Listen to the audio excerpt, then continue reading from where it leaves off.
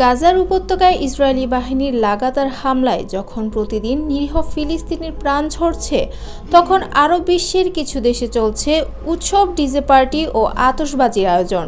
গাজার এই গগনবিদারী অবস্থায়ও মন গলেনি তাদের। এই সাংঘর্ষিক চিত্র ঘিরে সামাজিক মাধ্যমে শুরু হয়েছে তীব্র সমালোচনা ও ক্ষোভ। জানা যায়, পবিত্র মদিনা শহরের খুব কাছেই এই আয়োজন করা হয়। প্রায় 550 দিনের বেশি সময় ধরে জ্বলছে গাজা।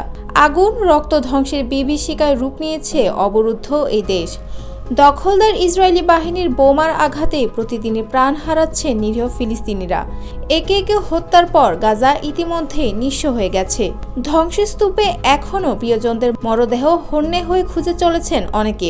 স্বজন হারানোর আর্তনাদে আকাশ পাতাল ভারী হয়ে উঠেছে। দেশ জুড়ে তোলপাড়। ওয়ালটন ফ্রিজ কিনে আপনিও হয়ে যেতে পারেন মিলেনিয়ার।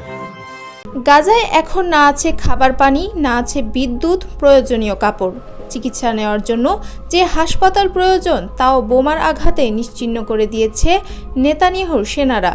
বোমার আঘাত থেকে রেহাই পায়নি উপত্যকাটির মসজিদগুলো। এই মানবিক বিপর্যয়ের মধ্যেও আরব বিশ্বের কিছু দেশের নীরবতা এবং উদযাপনমূলক আচরণ ঘিরে উঠেছে বেশ কিছু প্রশ্ন। সৌদি আরবের পাশাপাশি কাতারেও অনুষ্ঠিত হয়েছে উৎসব।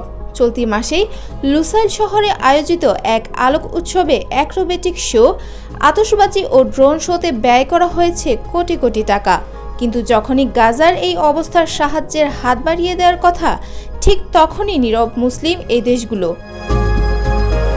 জানা যায়, চলতি সপ্তাহেই সৌদি আরবের আল উলার জাবাল আল ফিলে আয়োজন করা হয় ডিজে পার্টির। বিখ্যাত এলিফ্যান্ট রকের সামনে পাশ্চাত্য সুরে রাতভর নাচ গানে মেতেছেন তরুণ তরুণীরা। ডিজে পার্টির বেশ কিছু ছবি ও ভিডিও ভাইরাল হয়, যা নিয়ে সামাজিক যোগাযোগ মাধ্যমে ক্ষোভ প্রকাশ করেছেন নেটিজেনরা।